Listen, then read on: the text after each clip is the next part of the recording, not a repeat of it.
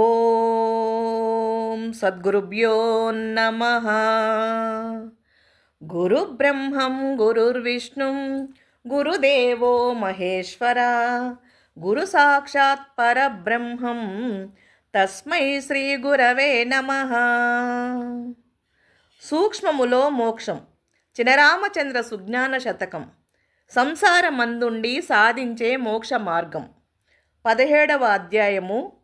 1 పిండోత్పత్తి, 2 తారక లక్షణము స్వరశాస్త్రము, 3 కాలజ్ఞానము అనగా తన జాతకము నెరుగుట, రాబోయే కాలములో అనగా భవిష్యత్తులో జరుగు విషయమును గుర్తించి చెప్పుట, 4 జీవైశ్వరైక్యము అనగా అమనస్కము, ఆనాడు సద్గురువులైన ఋషులు ఎరిగించిన విధానమును గురించి పద్యములు, వాటి భావము, వివరణ, 2 తత్వములు ఈ వీడియో ద్వారా వివరించబడుచున్నది.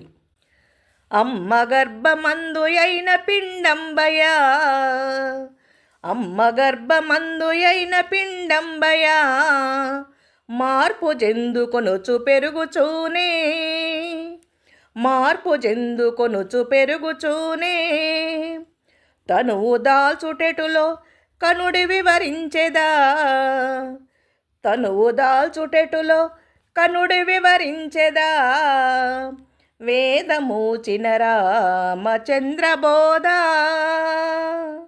వేదమూచిన రామచంద్రబోధ. భావము. అమ్మ గర్భమందు అయ్యున్న పిండము ఎనగా, అమ్మ గర్భమందు తయారైన పిండము మార్పు చెందుకొనుచు పెరుగుచూనే శరీరము ఏ విధముగా తాల్చుకొని బయట ప్రపంచమునకు వచ్చు విధానమును వివరించబడుచున్నదని భావము. ఈ విధముగా నెరిగించినట్టి వేదము, జ్ఞానము చినరామచంద్రబోధ. వివరణ. అమ్మ గర్భములో పిండము తయారగు విధానం ఎట్లనగా, అమ్మ గర్భమందు అనగా గర్భసంచియందు ఉత్పత్తి అయ్యున్న అండములో తండ్రి యొక్క శుక్లము చేరి నిల్చుటే గర్భము దాల్చుట. ఆ విధముగా గర్భము దాల్చిన వెంటనే అనగా శుక్లము నిలిచియున్న అండము మార్పు చెందుచు 5 రోజులలోనే ఆశ్చర్యము గొలుపుచు 10 రోజులు గడవగానే నీటి బుడగగా మార్పు చెంది సుమారు అది రేగి పండంత పరిణామమయ్యుండును అనగా చిన్న ముద్దలాగా మార్పు చెందియుండును. దీనిని పిండమని అందురు అనగా గర్భస్థ పిండమని అందురు. అనగా ఇప్పుడు మనము పిండ రూపములో రేగి పండంత పరిణామమై అమ్మ కడుపులో రూపొందించబడుచున్నామని ఎరిగుండగలరు. పిదప రక్త మాంస పిండ రూపంబుగా, పిదప రక్త మాంస పిండ రూపంబుగా, గుడ్డు రూపు దాల్చి కుదురుగాను, గుడ్డు రూపు దాల్చి కుదురుగాను, మాయ కప్పబడియు మాయగా రూపొందు, మాయ కప్పబడియు మాయగా రూపొందు, వేదమూచిన రామచంద్రబోధ, వేదమూచిన రామచంద్రబోధ. భావము. తదుపరి యా రేగుపడినంత పరిణామమయ్యున్నట్టి యా పిండము రక్తమాంస పిండ రూపుగా రూపుదిద్దుకొని అనగా రక్తమాంస రూపుగా మారి గుడ్డు రూపుగా తాల్చియుండును అనగా గుడ్డు ఆకారపు రూపు కలిగియుండును. పిదప కుదురుగా అనుకూలముగా ఆ గుడ్డు రూపములో ఉన్న పిండముకు మాయ అనగా జరాయువు కప్పబడియుండి మాయలోనే మాయగానే అనగా ఎవరూ గ్రహించలేని విధముగా మాయలోనే ఎదుగుచూ రూపొందించబడుచుండునని భావము.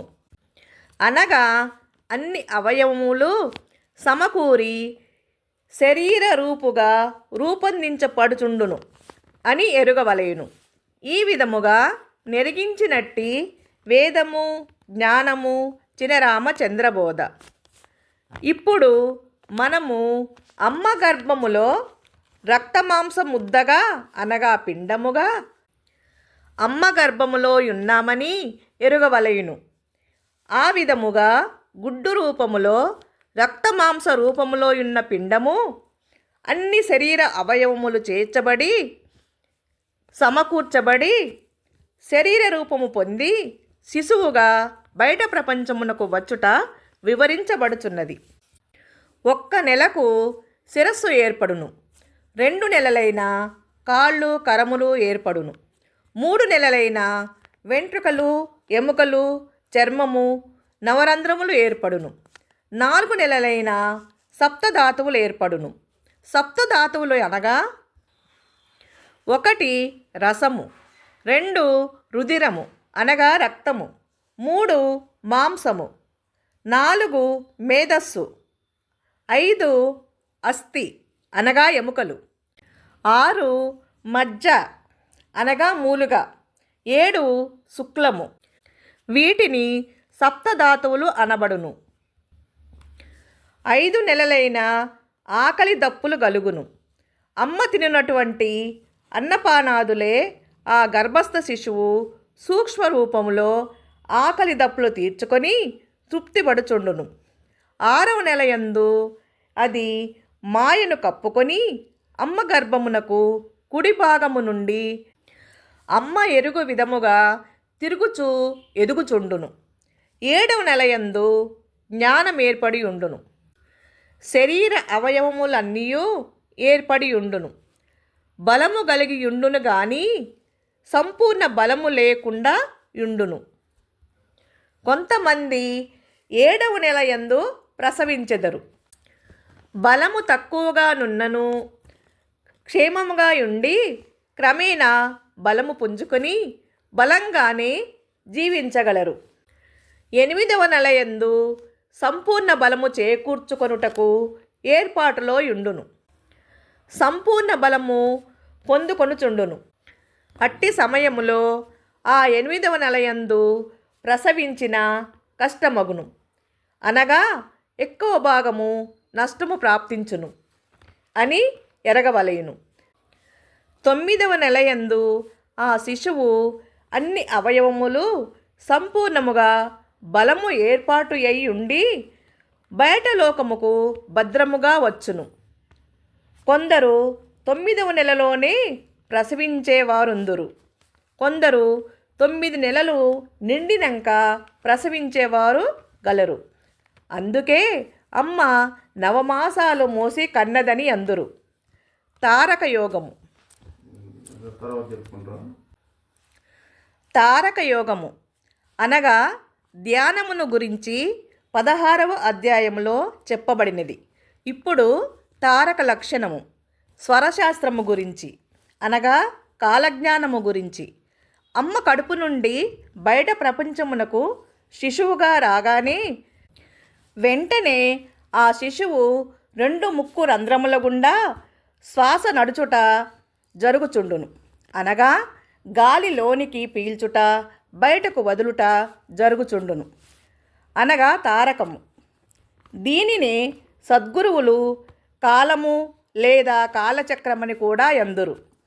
ఈ కాలచక్రమే జన్మించిన ప్రతి మానవ జీవి ఎన్ని సంవత్సరములు ధరపై ఉండును, తన జాతకము ఏమిటి, ఏ రోజు ఏమి జరుగును, రాబోయే రోజులలో ఏమి జరుగును, ప్రతిరోజు శ్వాస రూపంలో ఉన్న ఈశుండు తెలియపరచుచూనే ఉండును. దీనినే కాలజ్ఞానం అందురు. ముక్కు కుడి ఎడమ భాగములు కలిగి ఉండును. కుడి ముక్కు రంధ్రము గుండా వీచే గాలి అనగా శ్వాస ఎక్కువగా నుండి ఎడమ ముక్కు గుండా వచ్చే శ్వాస తక్కువగా నడుచుచున్న దానికి అనగా కుడి ముక్కుకు సూర్యస్వరమని సూర్యుడని పింగళ నాడి అని చెప్పుదురు. అటులనే ఎడమ ముక్కు గుండా వచ్చు శ్వాస అనగా గాలి ఎక్కువగా ఉండి కుడి ముక్కు గుండా వచ్చు శ్వాస అనగా గాలి తక్కువగా నడుచుచుండినా ఆ ఎడమ ముక్కుకు చంద్రస్వరమనియు చంద్రుడనియు మరియు ఇడానాడి అనియు అందురు. రెండు నాడులందు శ్వాస సమానముగా నడిచిన ఉభయస్వరమనియు సుషుప్న నాడి అనియు అందురు. ఈ నాడులను గుర్తించుకొని నడుచుకొనిన ప్రయోజనము పనులు యగునో కావో తెలుసుకొనగలరు. ఎట్లనగా, 1. ఏదైనా ప్రయాణమై పని మీద పోవునప్పుడు చంద్రస్వరముండిన అనగా చంద్రుడుండిన పోయిన పనులు త్వరగా యగును. 2. ప్రయాణమై పోవునప్పుడు సూర్యస్వరముండిన పనులు అవుతాయి గాని కొంచెము వ్యవహారముగా కొంచెము వేడిగా పనులు జరగగలవు. 3. ఒక ముక్కు బిగుంచుకొనిపోయి ఇంకొక ముక్కున శ్వాస నడుచుచుండిన యా పనులకు ఆటంకములు వచ్చును. 4. ప్రయాణమై పోవునప్పుడు సూర్యుడుండి వెంటనే చంద్రస్వరం వచ్చిన యా పనులు శీఘ్రముగా జరుగును. 5. అటులని ప్రయాణమై పోవునప్పుడు చంద్రస్వరం ఉండి వెంటనే సూర్యస్వరం వచ్చిన యా పనులు శీఘ్రముగా జరుగును. 6. ప్రయాణమై పోవునప్పుడు క్షణము చంద్రస్వరం ఉండి మరియు కొంచెము సేపటిలో సూర్యస్వరము వచ్చి మరల చంద్రస్వరము వచ్చుచు స్వరములు నడుచుచుండిన అనుకున్న పని కాకుండా ఇంకొక పని తయారై ఇంకొక పని ముందుకు వచ్చును. చంద్రస్వరము శుభకార్యాలకు, ప్రయాణాలకు, గృహప్రవేశము, గృహారంభము, వివాహాదులు, విత్తనములు జల్లుటకు మొదలగు శుభకార్యాలకు చంద్రస్వరము మంచిది. అట్లే సూర్యస్వరముకు విద్యారంభము, దీక్ష, వర్తకము, వస్తు విక్రయము మొదలగు వాటికి మంచిదని ఆనాటి సద్గురువులు ఋషులు చెప్పబడిరి. ఏది ఏమైనా అందు అనుభవంలోకి తెచ్చుకొని గుర్తుంచుకొని ఫలితము చూచుకొనుచుండవలేను. అప్పుడే సరైన ఫలితములు చెప్పవచ్చును. ఆ విధముగా చేయగలిగిన చాలు. ఈనాటి వారు ఆ విధముగా చేయలేకున్నా ఊరుకుంటే మేలు. లేనిపోని భయాలు రాకుండా ఉంటాయి. వారఫలములు. ఆదివారము ఉదయం 4 గంటల నుండి 6 గంటల వరకు సూర్యుడు. 2. సోమవారము ఉదయం 4 గంటల నుండి 6 గంటల వరకు చంద్రుడు. 3. మంగళవారము ఉదయం 4 గంటల నుండి 6 గంటల వరకు సూర్యుడు. 4. బుధవారము ఉదయం 4 గంటల నుండి 6 గంటల వరకు చంద్రుడు. 5. గురువారము 4 గంటల నుండి 6 గంటల వరకు సూర్యుడు. 6. శుక్రవారము ఉదయం 4 గంటల నుండి 6 గంటల వరకు చంద్రుడు. 7. శనివారము ఉదయం 4 గంటల నుండి 6 గంటల వరకు సూర్యుడు లేదా ఉభయ స్వరాలు ఉండాలి. ఈ విధముగా ఆయా రోజులలో ఆయా స్వరములుండినా ఆ వారమంతయు శుభములే.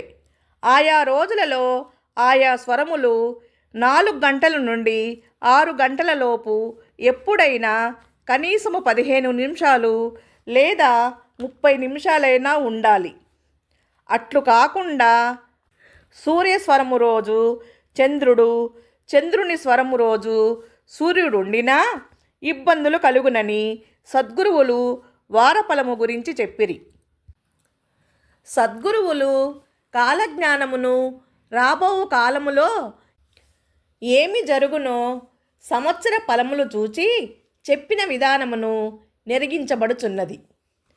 సంవత్సరాది నుండి అనగా ఉగాది నుండి వరుసగా అనగా చైత్రశుద్ధ పాడ్యమి, విదియ, తదియ వరకు ఆ 3 రోజులు చంద్రుడే ఉండాలి. చవితి నుండి సప్తమి వరకు వార ఫలములుండాలి. అష్టమి నాడు అది సూర్యరోజు అయినను ఆ రోజు చంద్రస్వరం ఉండాలి.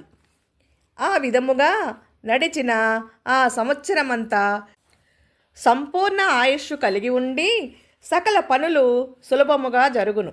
మరలా నవమి నుండి పౌర్ణమి వరకు వారస్వరములుండాలి. ఆ విధముగా లేకున్నా ఏమి జరుగునో సద్గురువులు నెరిగించినారు. 1. ఉగాది చైత్రశుద్ధ పాడ్యమి నాడు చంద్రస్వరము లేకున్నా కలహాలు కొన్ని జరుగును. 2. విదియ నాడు చంద్రస్వరము లేకున్నా అధిక ధనము ఖర్చు ఎగును. 3. తదియ నాడు చంద్రస్వరము లేకున్నా ఇల్లు వదిలిపోయే పరిస్థితి వచ్చును. 4. చవితి నాడు అనగా వారస్వరము లేకున్నా బంధుపీడనము జరుగును. 5. పంచమి నాడు అనగా వారస్వరము లేకున్నా రాజులకు అరిష్టములు వచ్చును. 6. షష్ఠి నాడు అనగా వారస్వరము లేకున్నా ధరపై రాజుండడు. 7. సప్తమి నాడు వారస్వరము లేకున్నా వ్యాధులు సంభవించును. 8. అష్టమి నాడు చంద్రుడు లేకున్నా మహాగండము సంభవించును. మరియు పాడ్యమి, విదియ మరియు తదియలందు చంద్రుడు లేకుండి అష్టమి నాడు కూడా చంద్రుడు లేకుండిన మరల ఉగాదిని ధరపై చూడరు, అనగా ధరపై ఉండరు అని ఎరగవలేను. 9. నవమి నాడు వారస్వరము లేకున్నా బుద్ధి చెడును. 10. దశమి నాడు వారస్వరము లేకున్నా బంధువులకు హాని కలుగును. 11. ఏకాదశి నాడు వారస్వరము లేకున్నా విరోధములు వచ్చును. 12. ద్వాదశి నాడు వారస్వరము లేకున్నా ఆపదలు సంభవించును. 13. త్రయోదశి నాడు వారస్వరము లేకున్నా ధన నష్టము కలుగును. 14. చతుర్దశి నాడు వారస్వరము లేకున్నా పశువులకు నష్టము కలుగును, శత్రువులు ఎక్కువగుదురు. 15. పౌర్ణమి నాడు అమావాస్య నాడు కూడా వారస్వరములు లేకున్నా విరోధములు కలుగును. ఈ విధముగా కాలజ్ఞానమును సద్గురువులు చెప్పియుండిరి. అటులనే మామూలుగా అమావాస్య నాడు వచ్చు పాడ్యమి మొదలు తదియ వరకు 3 రోజులు చంద్రస్వరము ఉండాలి. సంవత్సర ఫలితములు లాగా స్వరము చూసుకొనవలెను. అటులనే పౌర్ణమి నుండి వచ్చు పాడ్యమి మొదలు తదియ వరకు ఆ వచ్చు 3 రోజులు సూర్యస్వరమే ఉండాలి. మిగిలిన రోజులు వారస్వరములే ఉండాలి. అట్లుండిన శుభఫలములని ఎరుగవలెను. ఈనాడు ఈ విద్య మరుగున పడిపోయినది. కొందరు ఉదయం 4 గంటలకు మేల్కొని ఆ నిద్రమంపులో స్వరాన్ని చూడలేక తప్పుగా అర్థము చేసుకొని భయపడేవారు. మరియు నిజంగా స్వరాన్ని గ్రహించి శుభములైన సంతోషముగాను, కష్టములున్నవని గ్రహించిన కష్టాలు రాకముందే భయపడి దిగులు పడేవారు కొందరు కావచ్చు. స్వరాన్ని గ్రహించి కష్టాలు వస్తాయని గ్రహించి ముందుగానే భయపడుట కంటే ఏమి జరుగునో అది జరుగును, జరగనిదేదో జరగదు. స్వరము చూడకుంటే మంచిదని భావించి ఉండవచ్చు. అందుకే ఈ విద్య మరుగున పడి ఉండవచ్చు. ఏది ఏమైనా ఈనాటి కలియుగములో ఈనాటి యువతకు కావలసినవి వివరించబడే గొప్ప సూచనలు ఏమనగా, పెద్ద చదువులు చదవండి, డాక్టర్లు అవ్వండి, ఇంజనీర్లు అవ్వండి, సైంటిస్టులు అవ్వండి. మీరు చేసి సాధించి చూపే పరిశోధన ఫలాలను అనగా ఫలితాలను ప్రజలకు అందించండి. ప్రజాభివృద్ధియే దేశాభివృద్ధి. అన్ని రంగాలలో ప్రగతి సాధించండి. రాబోయే విపత్తులను కూడా గుర్తించే శక్తి లభించి మానవులను కూడా కాపాడుకునే శక్తి సంపన్నులగుదురు. ఇదే ఈనాటి కలియుగంలో ఈనాటి యువతకు విజ్ఞానవంతులు ఎరిగించెడి కాలజ్ఞానము. ఇట్లు మీ శ్రేయోభిలాషి సద్గురు చినరామచంద్రయ్య గారు. వ్యాఖ్యానించిన వారు సద్గురు చినరామచంద్రయ్య గారి ధర్మపత్ని శ్రీమతి అరుణ గారు. జీవేశ్వరైక్యం అనగా అమనస్కం. ఎలాంటి ఆలోచనలు లేకుండా, ఏ నామస్మరణ లేకుండా, సోహం అనే మంత్రము కూడా తలపకుండా ఈశ్వర రూపంలో ఉన్న శ్వాసను చూచుకుంటూ ధ్యానములో ఉన్న అప్పుడు యా జీవుడు ఈశ్వర రూపము పొందియుండును. అదే జీవైశ్వరైక్యం అనగా అమనస్కం అని అందురు. ఇప్పుడు అది కూడా మరుగున పడిపోయినది. వట్టి ధ్యానము స్మరణ మిగిలిపోయినవి. ధ్యానములో ఉన్న కొద్దిసేపు జీవుడు ఈశ్వరత్వము పొందును గాని ధ్యానము వదిలినంక జీవుడు జీవతత్వము పొంది మనసు పలు విధముల వైపు పరుగుడుచుండును.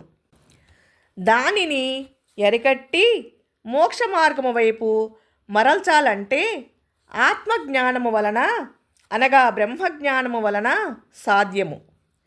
ధ్యానము చేయువారు కూడా ఆత్మజ్ఞానము నెరిగియుంటేనే మోక్షము.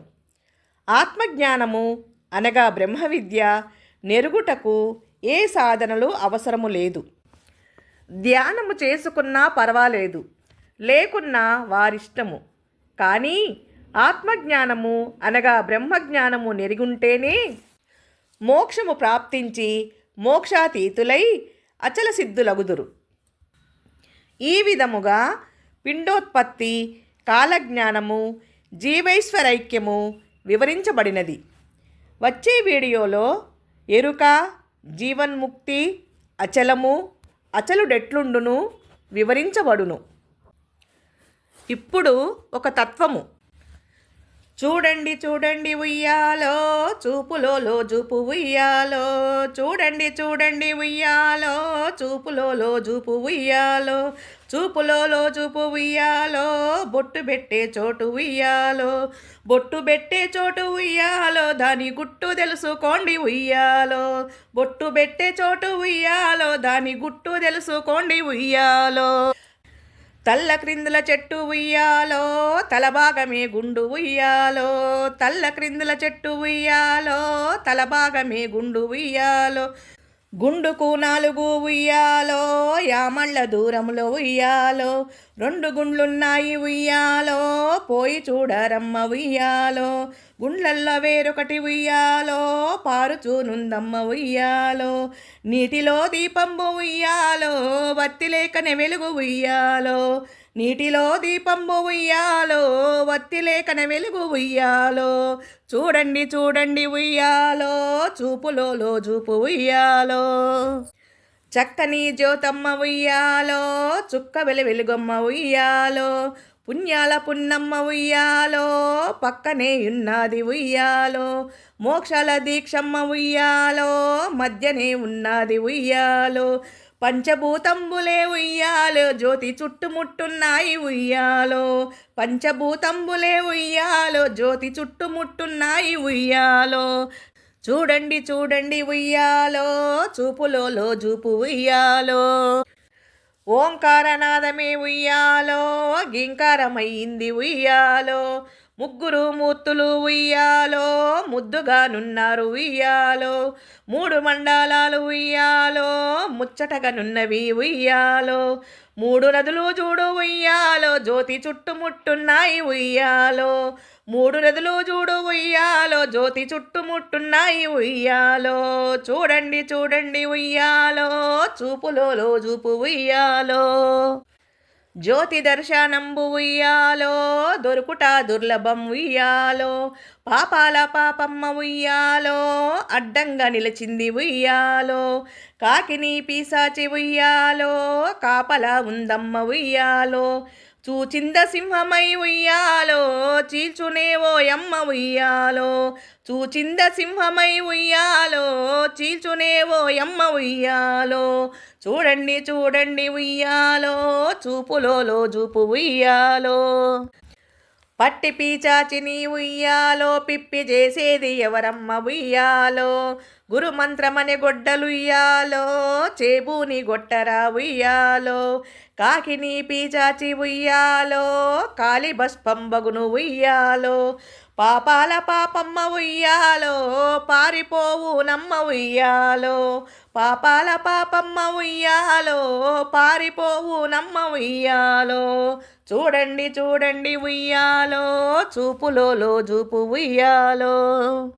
పుణ్యాల పున్నమ్మ ఉయ్యాలో హారతూలివ్వంగ ఉయ్యాలో. మోక్షాల దీక్షమ్మ ఉయ్యాలో జేజేలు బలకంగ ఉయ్యాలో. దేదీప్యమానంగ ఉయ్యాలో జ్యోతి వెలుగుచుండె ఉయ్యాలో. జ్యోతి దర్శనమాయ ఉయ్యాలో నా జన్మధన్యమాయ ఉయ్యాలో. జ్యోతి దర్శనమాయ ఉయ్యాలో నా జన్మధన్యమాయ ఉయ్యాలో. చూడండి చూడండి ఉయ్యాలో చూపులో జూపు ఉయ్యాలో. గురుని మదిలో వేడి ఉయ్యాలో 3 వాక్యంబులే చదువు ఉయ్యాలో. పుట్టుగిట్టు లేని దుయ్యాలో పరిపూర్ణ బ్రహ్మంబయ్య ఉయ్యాలో. ఎందెందు చూచినా ఉయ్యాలో సందు లేకున్నది ఉయ్యాలో. సూచనలు నిలవండి ఉయ్యాలో అచల సిద్ధులే మీరయ్య ఉయ్యాలో. సూచనలు నిలవండి ఉయ్యాలో అచల సిద్ధులే మీరయ్య ఉయ్యాలో. చూడండి చూడండి ఉయ్యాలో చూపులో జూపు ఉయ్యాలో. ధరణి ఉప్పాలూరు ఉయ్యాలో చినరామచంద్రగురు ఉయ్యాలో. తత్వంబు వ్రాసెనే ఉయ్యాలో అర్ధంబు ఎరగండి ఉయ్యాలో. అర్ధమెరగని వాళ్ళు ఉయ్యాలో సద్గురుని చేరండి ఉయ్యాలో. అర్ధమెరిగిన వారి కుయ్యాలో యానంద చిరునవ్వె ఉయ్యాలో. అర్ధమెరిగిన వారి కుయ్యాలో యానంద చిరునవ్వె ఉయ్యాలో. చూడండి చూడండి ఉయ్యాలో చూపులో జూపు ఉయ్యాలో. చూడండి చూడండి ఉయ్యాలో చూపులో జూపు ఉయ్యాలో. బొట్టు పెట్టే చోటు ఉయ్యాలో దాని గుట్టు తెలుసుకోండి ఉయ్యాలో. బొట్టు పెట్టే చోటు ఉయ్యాలో దాని గుట్టు తెలుసుకోండి ఉయ్యాలో. బొట్టు పెట్టే చోటు ఉయ్యాలో దాని గుట్టు తెలుసుకోండి ఉయ్యాలో. బొట్టు పెట్టే చోటు ఉయ్యాలో దాని గుట్టు తెలుసుకోండి ఉయ్యాలో. ఇది శ్రీమద్గురు చినరామచంద్రయ్య గారిచే రచింపబడిన 17వ అధ్యాయం సంపూర్ణం. జై సద్గురు మహారాజుకి జై.